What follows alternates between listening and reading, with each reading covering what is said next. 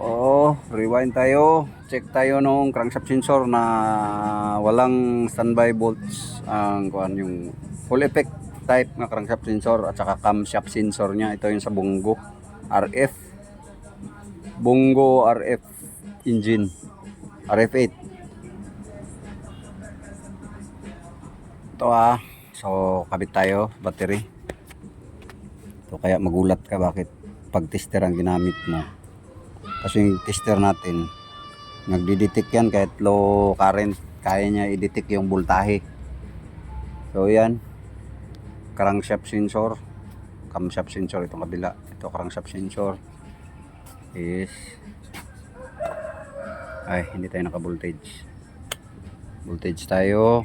Crankshaft sensor 5 volts 5.502 502.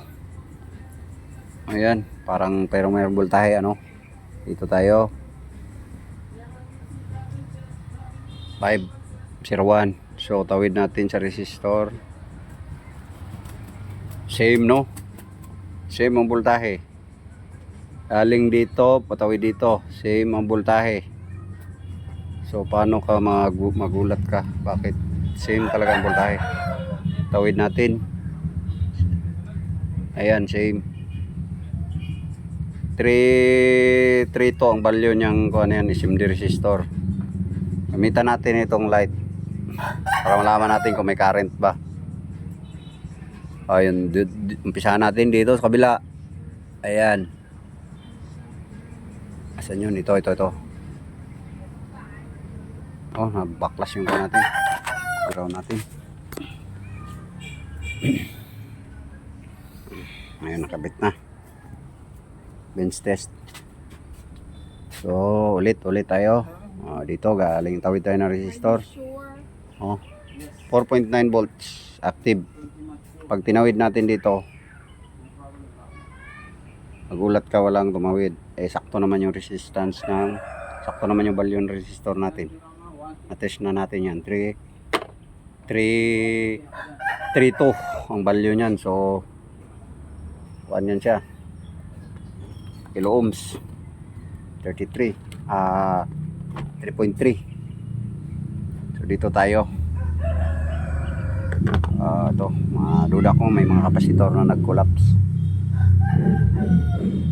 Dito tayo. So una natin ang voltahe is 512 volts. Ayun, active 11 volts.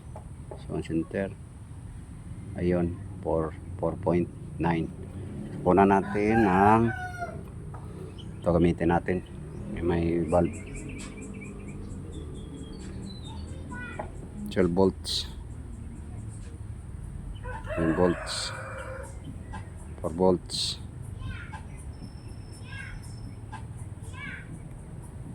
11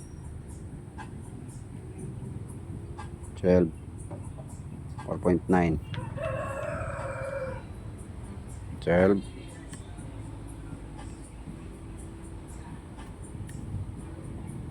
Ayan. Kuna natin through tester blinking. Current ang kulang nito. So blinking siya. 11 volts. 12 volts.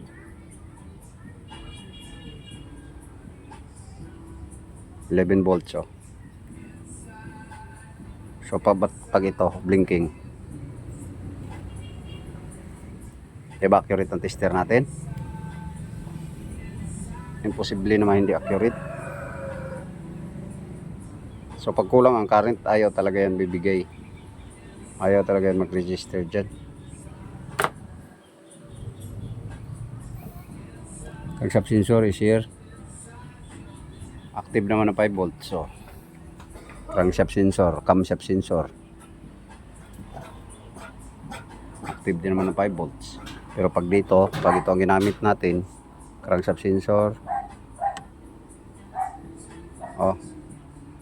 blinking, tapos low current, tapos walang registered ilan talaga ang voltahe niya. So ayan, ito yung hanapin natin.